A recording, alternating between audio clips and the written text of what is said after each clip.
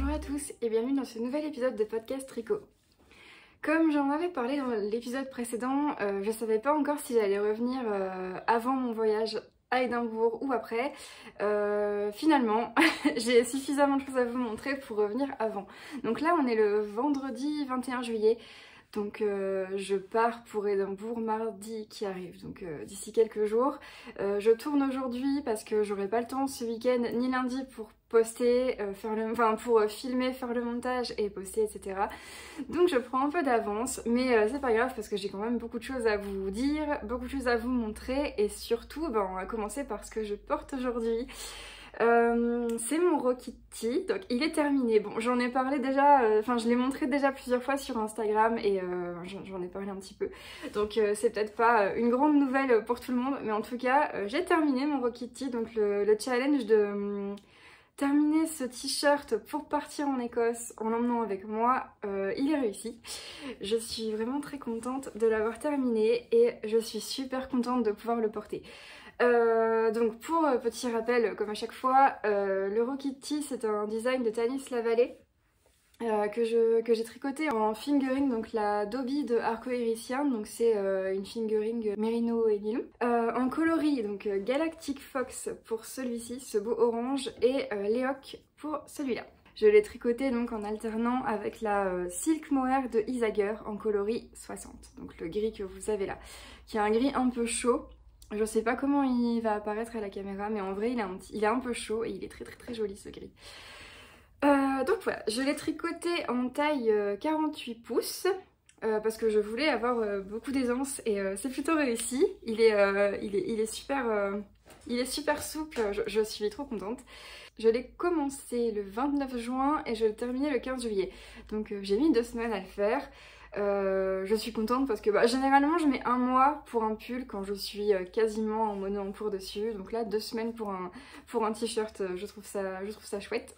Avant de vous parler des petites modifications et de mon expérience de tricot sur le Rokit, je vais vous le montrer. Le voici.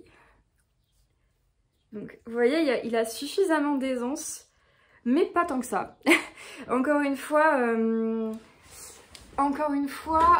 je tricote serré. Donc ça se confirme, à chaque projet je le dis, mais de toute façon ça se confirme, je tricote serré. Donc là il a plutôt une taille qui correspond un entre-deux entre le 44 et 48 pouces du coup. Ça m'étonnait pas, hein, c'est pour ça que j'avais fait la taille au-dessus. Moi du coup maintenant je commence à prendre un peu le coup et je vais prendre une taille de plus je pense à chaque fois pour combler un peu, pour compenser un petit peu le fait que je tricote serré. Bon en tout cas je vérifie toujours mon échantillon à chaque fois, donc globalement je sais plus ou moins où je mets les pieds à chaque projet. Mais en tout cas il a pas mal d'aisance, il est souple. Au niveau des bras, je voulais pas avoir les bras trop serrés vu que voilà, pour que ça aille avec l'ensemble du t-shirt qui est assez large et assez souple. Donc le voilà. J'ai mes beaux petits raglans. Mes beaux petits raglans qui sont bien réussis. C'était un peu laborieux au début comme j'en avais parlé, mais je les ai bien réussis finalement. Mes manches, le corps. J'ai compté un petit peu. Je pense que j'ai fait plus de rayures en longueur que la majorité des personnes. J'ai cherché sur le tag Rokitty sur Instagram pour comparer un petit peu à chaque fois. Il me semble que les personnes avaient toujours entre 11 et 13 rayures. J'ai fait... il me semble que j'ai fait 14 rayures à partir de la pointe du col V pour la longueur. De toute façon ça correspondait à plus ou moins la longueur qui était attendue dans le patron. Donc je me suis pas trop éloignée à ce niveau-là du patron. Je l'ai tricoté en aiguille 3,5 au lieu de 3,75 qui était indiqué. Il n'y a pas vraiment de raison, c'est juste que j'avais pas d'aiguille 3,75 donc forcément j'ai fait avec ce que j'avais. Mais bon, du coup, c'est vrai que tricotant serré, j'aurais peut-être pu faire en aiguille 4. Dans tous les cas, le résultat me convient bien comme ça. J'avais pas envie que ce soit trop déjaugé. Là, pour moi, il est parfait. Je l'ai porté déjà hier pour aller passer une journée à la plage. Il faisait pas très chaud, il faisait 21-22 degrés, donc il était parfait pour cette température. Et vraiment, j'en suis trop contente. C'est honnêtement, au-delà de mon Guthrie, qui est juste là derrière, et qui du coup est beaucoup trop chaud pour être porté maintenant, c'est le premier tricot que je porte à peine fini, je le porte et je vais le porter tout le temps. Genre là, je le porte encore aujourd'hui. Je l'emmènerai avec moi la semaine prochaine pour aller à Édimbourg. Parce que j'ai regardé la météo et il fera plus ou moins entre 17 et 20 degrés donc en après-midi. Donc moi ça me va très bien, j'aime bien ce genre de température, mais du coup le Rokiti sera parfait. Vraiment, je le quitte pas et c'est la première fois que je suis autant fière de porter un tricot que je viens de terminer. Parce que là, pour le coup, il a pas vraiment de défaut. Enfin, je sais pas, j'ai un bon coup de cœur pour celui-là. Je trouve que les couleurs me vont bien et je sais qu'en automne je vais le porter aussi avec des gilets par-dessus, etc. Donc, du coup, pour revenir sur les modifications que j'ai apportées, bon, j'en avais déjà parlé un petit peu dans la vidéo précédente. Donc j'ai fait avec des aiguilles 3,5 au lieu de 3,75. J'ai tricoté le mohair en double parce que je voulais pas qu'il soit trop ajouré et je voulais aussi pouvoir le porter en automne et j'avais peur qu'il soit froid si je le faisais trop ajouré. Donc j'ai tricoté le mohair en double et j'ai pas fait les petits jetés qui sont censés être là sur le côté, je les ai pas fait parce que je veux pas envie.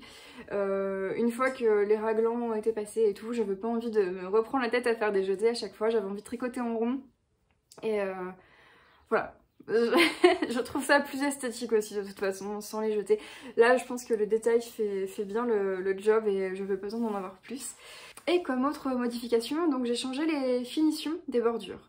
Donc dans le patron, elle demande un I-cord qu'elle tricote en mohair je crois. Moi j'avais pas envie de faire les finitions en mohair parce que j'ai pas aimé tricoter le mohair, enfin pas vraiment. C'était pas l'enfer mais c'était pas mon truc préféré du tout donc j'avais pas envie de faire mes finitions en mohair. Et je voulais ce côté t-shirt avec un ourlet en jersey. Donc j'ai pris donc la couleur Galactic Fox pour le col. J'ai relevé les mailles donc comme indiqué dans le patron. Je pense que j'en ai même relevé un peu trop, mais bon c'est pas grave. J'ai relevé les mailles comme indiqué dans le patron et j'ai fait donc un ourlet en jersey. Donc j'ai tricoté une douzaine de mailles, une douzaine de rangs en jersey, sans faire le rang envers pour marquer la pliure parce que j'avais envie que ça fasse vraiment un bord rond. Et ensuite j'ai fait un rabat à l'aiguille en ourlet, enfin je sais plus le nom exactement, un ourlet plié rabattu à l'aiguille, bon peut-être que c'est ça, j'en avais parlé dans la vidéo précédente. Et du coup c'était la première fois que je faisais un rabat à l'aiguille et en ourlet, enfin voilà c'était une grande première et j'ai vraiment aimé le résultat. Donc j'ai fait les manches pareil avec le coloris Léoc parce que du coup ça correspondait mieux à l'alternance des rayures. Et en bas j'ai fait la même chose, donc avec le coloris Galactic Fox également pour que ça aille bien avec le col. Donc voilà pour le Rokiti, un joli projet terminé. Je pense honnêtement que je m'en referai un autre. Alors j'ai quelques... Ah j'ai oublié de dire combien de pelotes j'avais utilisé. Donc du coup j'ai utilisé... j'avais un écheveau de Galactic Fox et un écheveau de Léoc. J'ai utilisé 60... Je crois que j'ai utilisé 70 grammes de mon Galactic Fox et 50 grammes de mon Léoc, en sachant que au tout début j'avais fait donc un échantillon et j'ai fait un début que j'avais gardé de côté. Enfin, en gros, j'avais commencé mon Rokiti, je me suis loupée dans les raglans et comme j'étais pas sûre de moi, je l'ai recommencé mais sans détricoter parce que du coup j'étais pas sûre. Je me suis dit ça se trouve c'est comme ça que, enfin voilà, si ça se trouve c'était comme ça que ça devait être et je me suis dit si je me rends compte que c'est le vrai design comme ça, autant ne pas avoir tout détricoté pour tout refaire pareil. Je sais pas si vous comprenez. Mais bon du coup je m'étais bel et bien trompée. Donc là, il faut que je détricote le premier morceau que j'avais fait. Donc en mettant tout bout à bout, j'aurai largement de quoi me faire une paire de chaussettes, je pense, avec cette laine, puisque c'est de la fingering laine à chaussettes normalement, avec du nylon. Donc j'aurai une jolie paire de chaussettes assortie à mon Rocky Tee, ça sera chouette. Et, ou alors je l'utiliserai pour des chaussettes en jacquard, enfin je sais pas. Mais en tout cas, ça sera clairement pas perdu vu la beauté de ces coloris. Et donc j'ai utilisé ces deux écheveaux là, et pour le mohair de Isager j'ai utilisé 4 pelotes de 25 grammes. Voilà, donc pour la taille 48 pouces, hein, comme j'avais dit. Voilà ce qu'il en est pour le Rocky Tee. J'en referai d'autres, du coup comme je disais, j'en referai un autre, peut-être sans mohair, je sais pas, mais en tout cas j'aime beaucoup la construction, j'aime beaucoup le porter, j'aime bien le col V, enfin comme je disais... J'aime pas les cols trop serrés près du cou, etc. Et du coup, j'avais besoin d'un col bien évasé. Et là, c'est mon col idéal, en fait. Il est peut-être un peu trop évasé pour l'automne, hein, j'entends.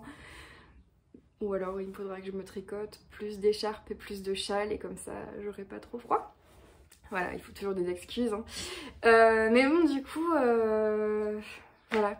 Un projet terminé que je suis super contente de vous montrer, que du coup je vais pouvoir emmener avec moi en voyage, et j'en suis super contente. Je pensais pas l'aimer autant. Quand je l'ai commencé, je me suis dit ouais, il va être sympa et voilà, mais là vraiment j'ai un gros coup de cœur, j'adore le porter et je pense que je vais plus le quitter. Voilà pour mon Rocky Tee. À peine le Rocky Tee terminé, j'ai enchaîné avec un projet dont je vous ai parlé dans la vidéo précédente, qui me brûlait d'envie depuis que j'étais revenue du festival Fil de la Manche. Je vous avais parlé dans la vidéo précédente des deux écheveaux de laine fingering Merino que j'avais acheté chez Apmesga au Fil de la Manche, et du fait que le jour où j'avais fait cet achat, My Favorite Things Knitwear avait sorti un nouveau patron, un nouveau design, la camisole numéro 9, sur laquelle j'avais eu un énorme coup de cœur pour sa simplicité en fait.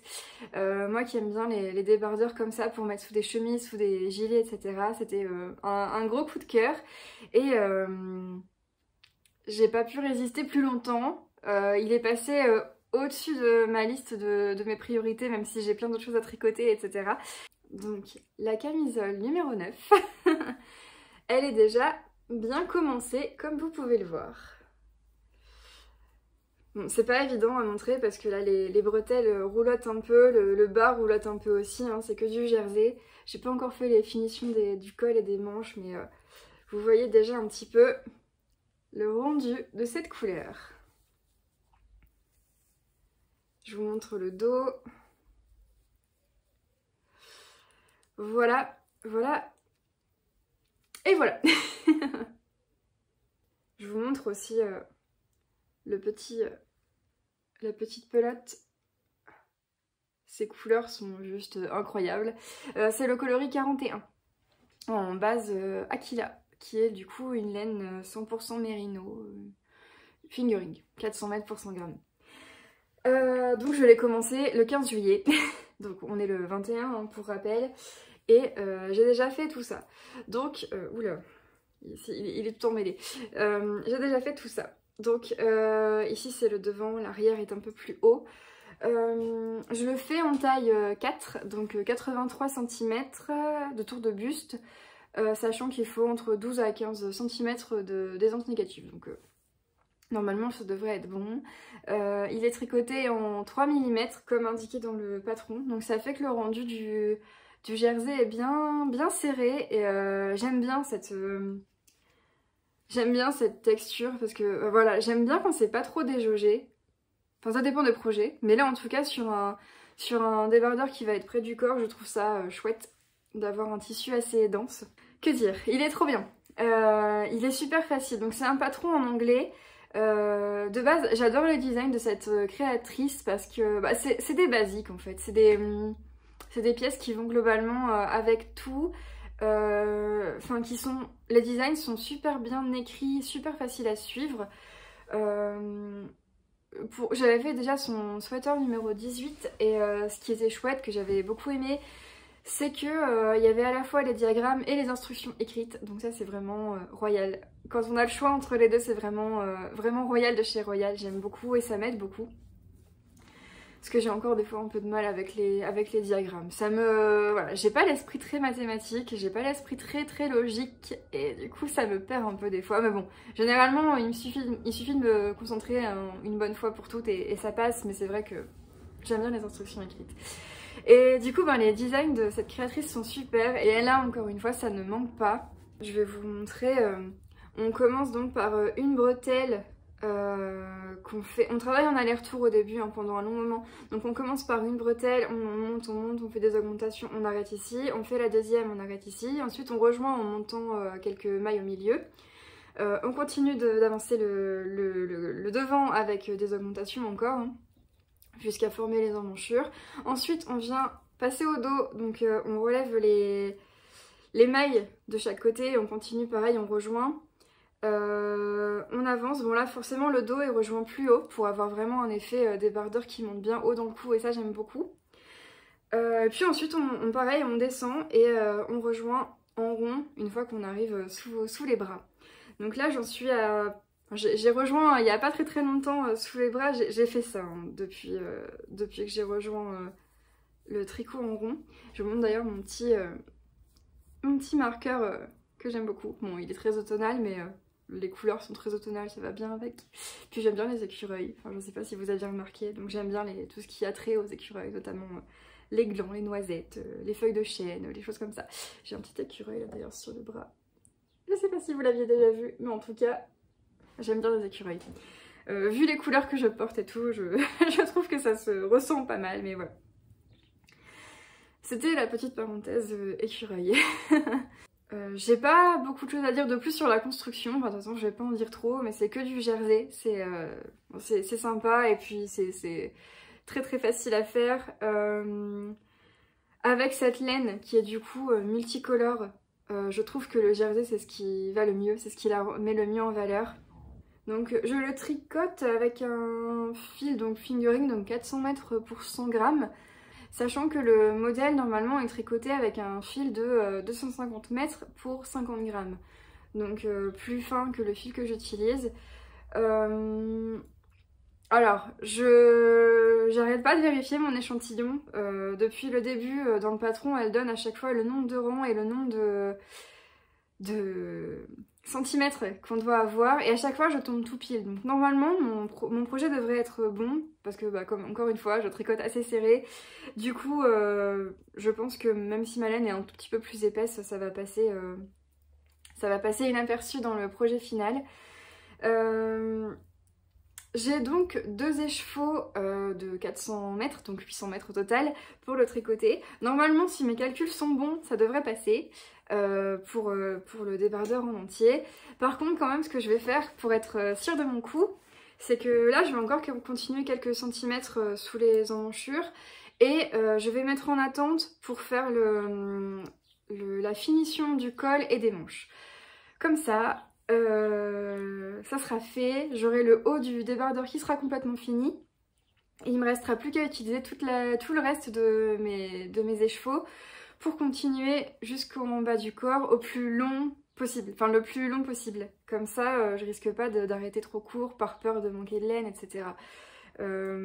Parce que oui, j'ai un petit peu peur qu'il soit du coup un peu trop court, j'ai peur de pas avoir assez de laine pour faire la longueur désirée, mais bon, en soi même s'il est trop court c'est pas très grave parce que c'est un projet vraiment que je vais mettre sous des chemises, sous des gilets, sous tout ça, et donc pour superposer des couches, notamment en automne et en hiver, et donc s'il est un peu court c'est pas grave parce que ça se verra pas, enfin, en plus je mets des jeans taille haute donc ça se verra pas, mais dans tous les cas je prends quand même la précaution de bientôt me consacrer aux finitions du col et des manches pour partir plus sereinement jusqu'à la fin de mon tricot. Les finitions d'ailleurs c'est des finitions que j'aime beaucoup et c'est aussi pour ça que j'ai flashé sur ce débardeur en particulier parce que bon, des débardeurs comme ça on est d'accord qu'il y en a plein dans plein de designers différents, mais c'est des finitions en jersey en ourlet exactement comme j'ai choisi de faire pour mon Rock Kitty. Donc évidemment ça me parle. Elle a deux finitions possibles, je sais pas encore laquelle je vais faire. Ces deux finitions en jersey à ourlet, hein, c'est les deux mêmes, mais avec une petite variation, je sais pas laquelle je vais faire, on verra bien. Mais dans tous les cas, voilà le petit débardeur. Bon, je pense que niveau taille il sera nickel quand je le vois comme ça sur moi. Je pense que j'ai choisi la bonne taille. J'espère, on verra bien. Je suis tellement emballée par cette couleur. J'ai regardé sur leur site internet, par contre j'ai pas trouvé la même couleur.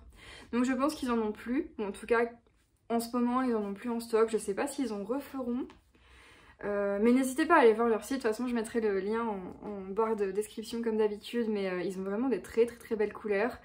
La laine est super agréable à tricoter. Et les nuances que cette laine a sont assez incroyables. Et encore une fois, c'est un projet que je ne vais pas lâcher, je pense, jusqu'à la fin. Même si c'est que du jersey, il est complètement addictif. Et je suis très contente de travailler sur ce projet.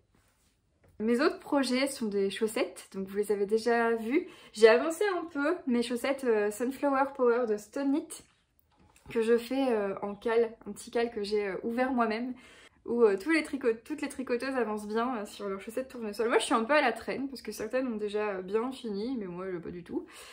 Voilà ma chaussette. J'ai fait le talon. Je me suis arrêtée là à la fin du talon, donc il n'y a plus qu'à repartir pour le pied.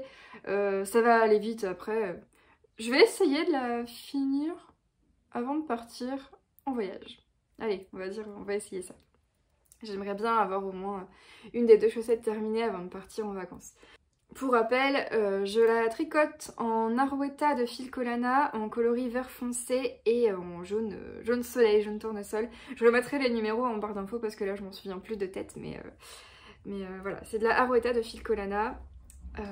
Je suis trop fan de ce design. Voilà, c'est simple et basique pour des premières chaussettes en jacquard.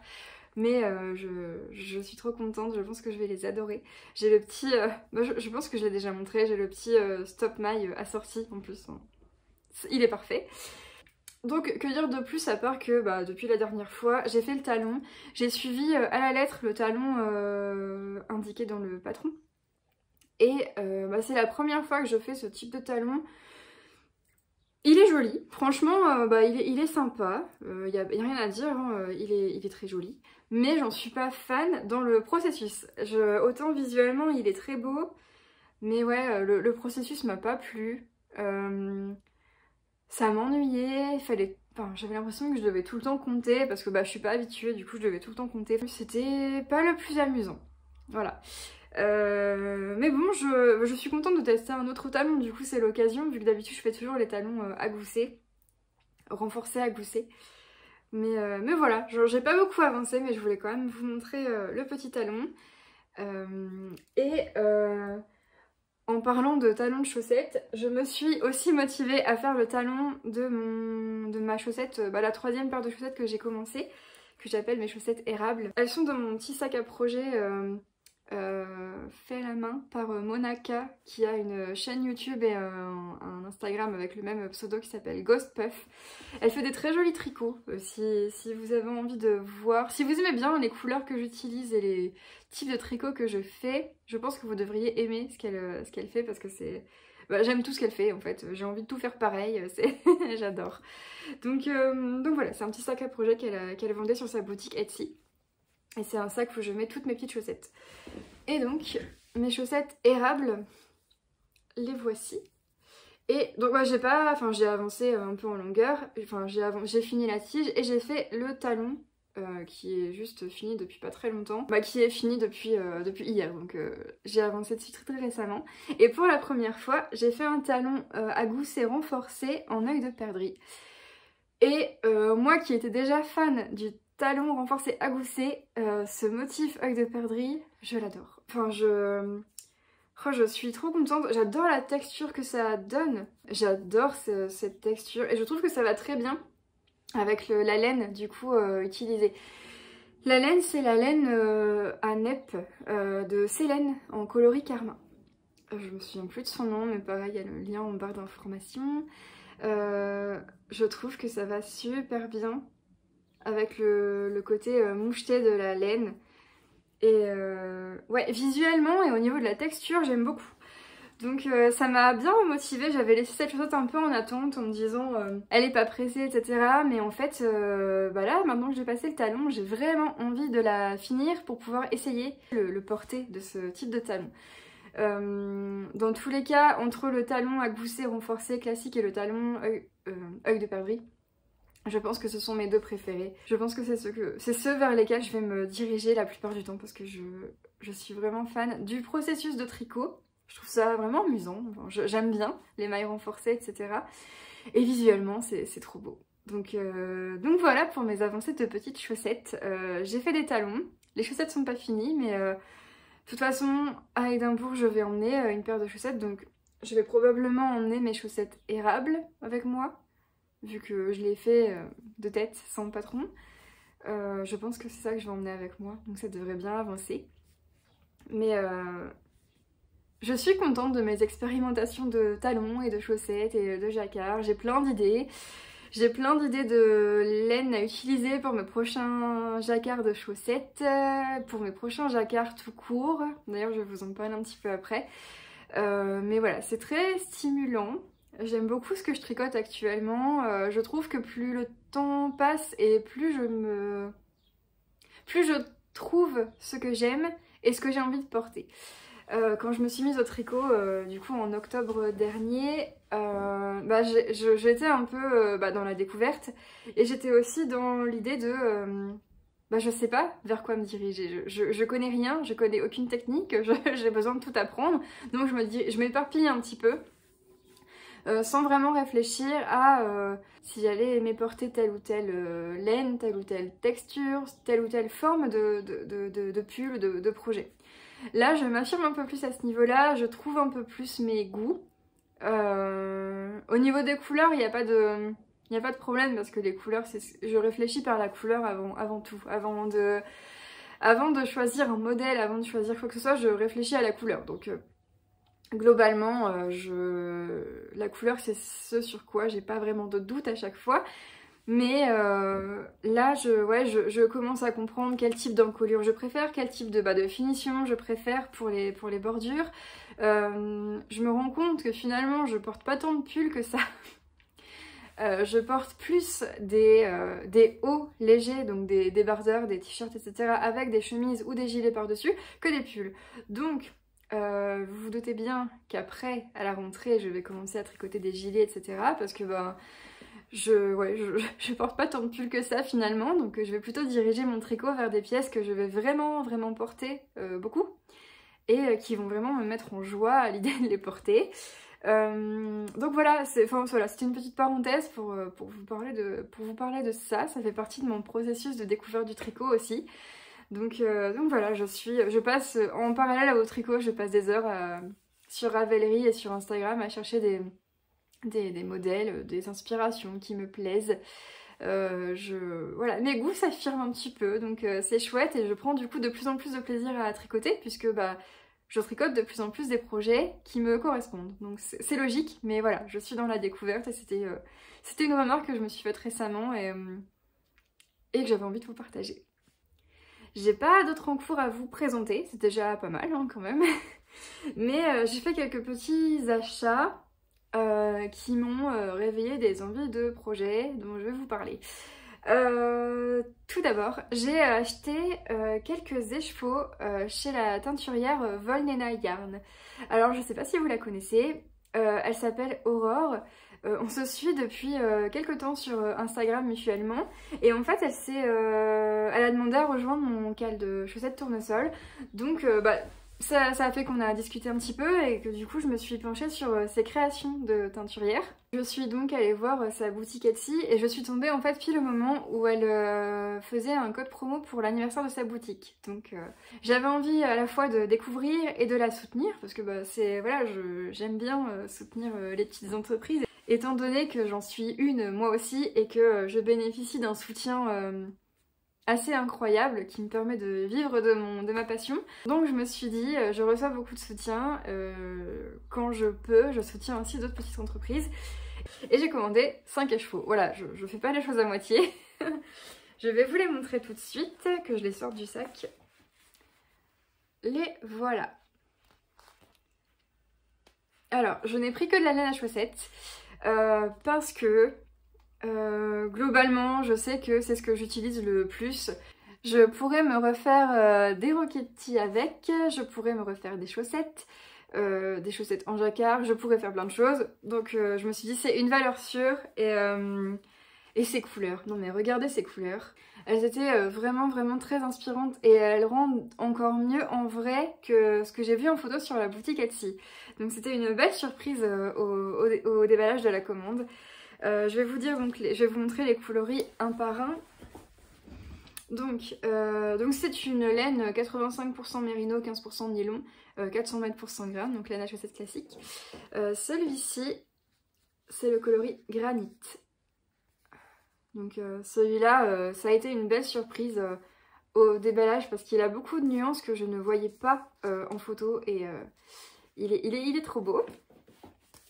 J'ai pris celui-ci qui s'appelle Mimosa, donc on est sur un magnifique jaune Mimosa. Franchement la couleur est adéquate parce que c'est exactement la couleur Mimosa. Donc un magnifique jaune que j'aime beaucoup.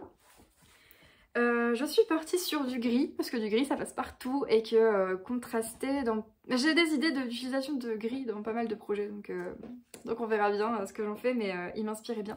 Et ce coloris s'appelle Plume. Il est un petit peu plus froid en vrai que ce que vous voyez à la caméra. Il est un tout petit peu plus froid, il est très beau. Un magnifique gris. Ensuite, j'ai acheté ce rouge qui s'appelle Coquelicot. Pour information, le coquelicot est ma deuxième fleur préférée avec les tournesols. Donc voilà, bientôt des chaussettes coquelicot après les chaussettes tournesol peut-être. Donc un rouge bien vif, qui est magnifique. Et ce rouge là qui est bien plus foncé, qui s'appelle Braise, qui est un rouge avec des nuances de bordeaux, qui est juste splendide. Voilà pour mes achats chez Aurore de Volnena Yarn. Je suis vraiment très satisfaite et je vous encourage à aller voir ce qu'elle fait parce qu'elle a des très jolies couleurs. Ces couleurs unies sont très vives, très intenses. Je suis contente de m'être fait un petit stock de laine de chez elle parce que vraiment les couleurs en les voyant, elles m'inspirent énormément. Oh là là, j'ai plein d'idées de projets et j'ai plein d'idées de choses à faire avec ces jolies laines. Donc voilà pour ma commande chez Volnena Yarn. J'ai aussi un dernier truc à vous montrer qui va aboutir sur un projet dont j'ai envie de parler. C'est un bouquet de mini de Lichen and Lace que j'ai commandé chez Laine et Tricot. Alors je connaissais pas du tout cette marque, j'avais jamais testé, je connaissais pas. Et c'est une copine, une tricopine sur Instagram qui, quand le bouquet de coloris est sorti, me l'a envoyé innocemment, comme ça, en me disant « Oh, ça pourrait te plaire ». Et 5 minutes plus tard, oh j'ai craqué, le coloris a atterri dans mon panier et j'ai appuyé sur valider la commande sans faire exprès. Non mais franchement, ce bouquet, il est splendide. Enfin, c'est toutes mes couleurs, c'est absolument toutes les gammes de couleurs que j'aime et mis ensemble comme ça, c'est juste splendide. Donc le bouquet s'appelle Golden Road Forest et donc les coloris s'appellent... Alors par contre je sais plus quel coloris correspond à quel nom. Mais... Donc on a le coloris Shrub, Woods, Ginger Snap, Nutmeg, Black Walnut, Amber et Shroom. Voilà. Par déduction, je devine un petit peu lequel est quoi, mais le jour où je les utiliserai, je vous referai un brief un peu plus précis de quelle couleur correspond à quel nom. Comme ça, voilà, ça sera plus simple. En tout cas, c'est le bouquet Golden Road Forest. Et voilà toutes ces nuances. Donc il y a un jaune moutarde, mais un jaune moutarde, un joli vert olive assez clair, un orangé couleur, bah je pense que c'est ambre celui-là qui est couleur ambre, un beige avec des nuances de marron et de jaune avec plein de speckles jaune et marron, un joli marron qui va des tons très clairs ou très foncés, qui est froid, qui est très beau, et celui-ci qui est en fait je pense un combo de tous les autres, parce qu'on retrouve du orange, du bordeaux, du jaune moutarde, un peu de vert olive, un peu de marron. Donc je pense que c'est un mélange de toutes les autres. Il est magnifique. Donc c'est de la laine à chaussettes 80% superwash mérino et 20% nylon. Donc c'est des mini de 20 grammes et il y a 73 yards par gramme, par 20 grammes du coup. Mais je sais pas combien ça fait en mètres, mais bon, de toute façon c'est une laine à chaussettes standard je pense, hein, donc voilà. Et c'est de la marque Lichen & Lace que je ne connaissais pas, que j'avais jamais eu l'occasion de tester. Et voilà ce joli bouquet. Un joli bouquet d'automne. Je pense que j'ai envie de les utiliser dans un pull en jacquard. En couleur contrastante avec une couleur unie qui sera du coup peut-être un marron ou un marron chaud ou un vert foncé chaud, je ne sais pas. Dans tous les cas, je pense qu'il pourrait être très chouette comme jacquard. En parlant de jacquard, évidemment que le Guthrie m'a donné envie de faire plein d'autres pulls de ce genre. Et je commence à avoir envie de designer quelque chose. Alors je ne pense pas du tout designer quelque chose pour créer un patron, le grader pour plein de tailles et le mettre en vente. C'est pas du tout mon idée, j'ai pas du tout les compétences pour ça actuellement en tout cas. Ça viendra peut-être, mais là pour le coup non, c'est pas l'idée. Là l'idée serait égoïstement de faire un pull qui m'irait à moi dans un premier temps avec un jacquard qui me plaît, même si je pars dans tous les sens, et voilà, un jacquard qui correspond à ce que j'ai en tête. En fait l'idée m'est venue parce que j'étais sur Pinterest à chercher des images de tricot, des choses comme ça. Enfin voilà, je cherche un peu des planches d'inspiration, je me fais un peu des planches d'inspiration de couleurs, de laine, de tout ça. Et évidemment sur Pinterest, hein, on trouve énormément de pulls en tricot qui sont pas forcément faits main, qui sont... Voilà, on trouve de tout sur Pinterest, sans forcément savoir d'où ça vient d'ailleurs, et c'est ça qui est un petit peu problématique parfois. Mais j'avais mis dans mon petit tableau 5 ou 6 designs de jacquard qui me plaisaient, en me disant... Ok, mais il y en a aucun qui me plaît à 100%. Genre, il y en a un qui a les manches comme... un col comme j'aime pas, ou alors une construction que je n'aime pas, enfin voilà. Donc il y avait toujours un truc qui cloche. Et je me suis dit, mais en fait, pourquoi pas partir sur un pull enfin, choisir une construction de pull que j'aime, et après, faire mon propre jacquard. Donc... ça trotte dans ma tête. Ce matin, juste avant de faire la vidéo, j'ai fait un petit croquis. Donc je vais vous le montrer là, oula, je sais plus. Là, un petit croquis de ce que j'aurais en tête. Alors les couleurs sont pas bonnes, hein, j'ai pris vraiment des couleurs au pif, enfin pas au pif, mais des nuances de couleurs comme ça qui contrastaient bien. Mais globalement, ce serait dans l'idée d'utiliser... une couleur unie et ce bouquet de laine contrastante pour faire tous les motifs que je montre dans le croquis que j'ai réalisé. Alors je ne sais pas si je vais le faire, je ne sais pas quand je vais le faire, mais c'est vrai que c'est une envie qui commence à me trotter en tête et à réfléchir. Là sur le modèle que j'ai dessiné, ce serait des manches raglans parce que j'aime bien les manches raglans, je trouve ça très confortable et j'ai envie de ça, donc à voir. Je vais laisser l'idée mûrir un petit peu, voilà, on verra bien, sachant que un pull à manches raglan à jacquard, c'est mon rêve, et si en plus je design moi-même le jacquard et que j'arrive à faire tous les petits motifs là que j'ai dessinés et tout, ça serait l'idéal. Donc affaire à suivre, mais je suis contente de vous en parler parce que si j'ai des retours là-dessus, si j'ai des conseils, si j'ai des choses comme ça, Tout est bon à prendre, sachant que je suis à peu près au point... je suis pas au point 0 du projet, mais je suis à l'étape numéro 1 sur peut-être une centaine d'étapes, donc je suis au tout début. Mais ça me faisait plaisir de vous en parler. Sur ce, je pense que je vous ai tout dit. J'ai hâte de lire du coup les commentaires que vous aurez, soit en fonction des projets que je suis en train de tricoter, soit en fonction de ce projet que je viens de vous parler. Je suis comme d'habitude ouverte à tous les conseils et tous les messages, etc. Cette fois, ce sera vraiment la dernière vidéo avant que je parte en vacances et on se retrouve du coup à mon retour de vacances après mon petit séjour à Édimbourg avec peut-être plein de jolies laines à vous montrer et des avancées dans mes projets.